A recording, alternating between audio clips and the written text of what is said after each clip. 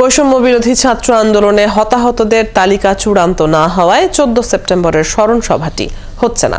এই অনুষ্ঠানকে কেন্দ্র করে 5 কোটি টাকা খরচের বিষয়ে তথ্য ও সম্প্রচার উপদেষ্টা নাহিদ ইসলাম বলেন, মূল খরচটা হবে ঢাকার বাইরে থেকে আসা হতাহতদের পরিবারগুলোর জন্য। সাংবাদিক ও যে কোনো পেশার মানুষই হোক, গণহত্যার উস্কানিদাতাদের বিচার হবে বলেও জানান তিনি। শারমিনীর রিপোর্ট।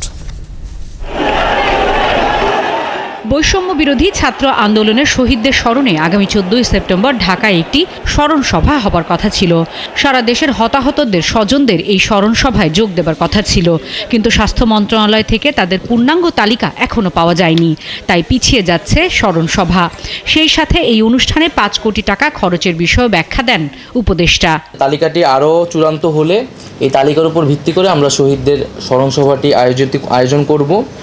নট যে 5 কোটি টাকাই খরচ হবে এই প্রোগ্রামে, 5 কোটি টাকার মধ্যে খরচ করতে বলা হয়েছে এবং এখানে এই অনুষ্ঠানে খরচটা আরও অনেক কমের মধ্যেই হবে এবং এখানে সিংহভাগ খরচটা মূলত যে 64 জেলা থেকে পরিবারের সদস্যদের নিয়ে আসা ঢাকায় এবং যারা দূরে তাদেরকে আগের রাতে নিয়ে আসে একটা থাকার ব্যবস্থা, মূলত এই কাজে সিংহভাগ খরচটা কিন্তু এই কাজে যাবে।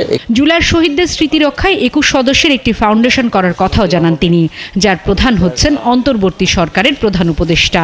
এই ফাউন্ডেশন মূলত শহীদদেরকে নিয়ে, শহীদ এবং আহতদেরকে নিয়ে দীর্ঘমেয়াদী কাজ করবে। তাদের যে পুনর্বাসন, আর্থিক সুবিধা এবং তাদের আরও অন্যান্য যেই সুযোগ সুবিধার বিষয়গুলো তারা দেখবেন। হয়রানির উদ্দেশ্যে সাংবাদিকদের বিরুদ্ধে মামলা হচ্ছে কিনা এমন প্রশ্নের জবাবে উপদেষ্টা জানান, উদ্দেশ্যমূলক কোনো মামলা হচ্ছে না। অনেক ক্ষেত্রে রাজনৈতিক নেতারা চাপ দিয়ে প্রতিপক্ষের নামে মামলা দিচ্ছে, তবে গণহত্যার উস্কানিদাতাদের বিচার হবে। এই গণহত্যার সাথে যারা জড়িত, গণহত্যাকে নানাভাবে বৈধতা দিয়েছে, উস্কানি দিয়েছে, তাদেরকে এই বিচারের আওতায় আনা হবে।